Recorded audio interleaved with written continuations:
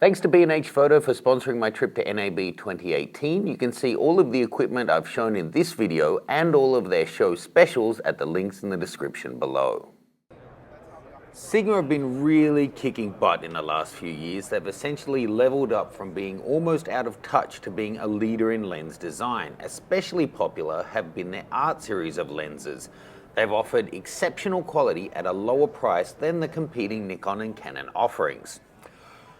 One of their latest lenses has really caught my eye, the 105 f1.4, mainly because I own the Nikon and love the results I get.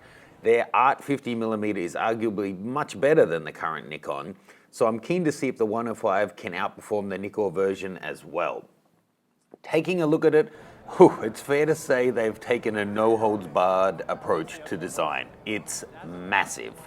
The Sigma optical design has 17 elements in 12 groups, compared to 14 elements in 9 groups for the Nikon, but they both have 9 rounded aperture blades, so the Sigma is much more complex.